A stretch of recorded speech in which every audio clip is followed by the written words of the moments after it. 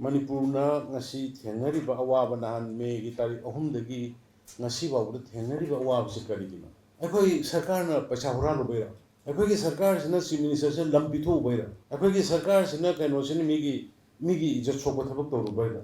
Nante masing yamjadaba sahi lising ani hena lairaba puwari se thaira ga manghan na khona rakpo adudagi kannana toru ni bari. Thaira ga khogi puwari me amse puna na khona rakpo.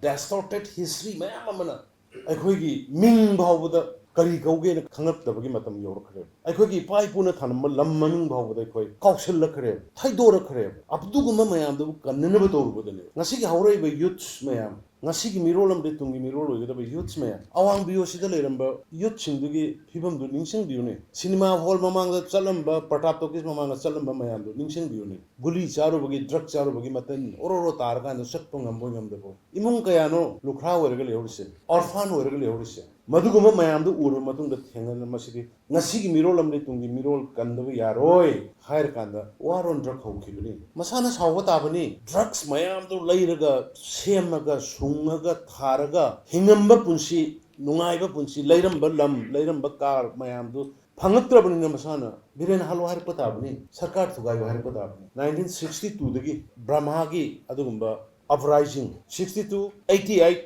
amadi 21 sigi tangkak sida ahum laksida aikhoida illegal influx kya mai gese thidabana khangoi phong iba map to kolom na yeksel laga phong map nate si bawda khoi indigenous people sing mikap thokraba si bawda indigenous people sing unite to bungam dragadi how we can save our generation sigi posi Assam Rifles sing they are also here to serve the nation they are not our enemies and we also not enemy of Assam Rifles we are Indian citizen where is the gap madugi gap remain of at the level of the CEO, at the level of the company commanders, let them interact with the civil society organization, state, intellectual, academician, interaction to one with the Karli. Our common enemies is the foreigner, not inside. Jahan mein insurgency, ye, wo alag baat hai.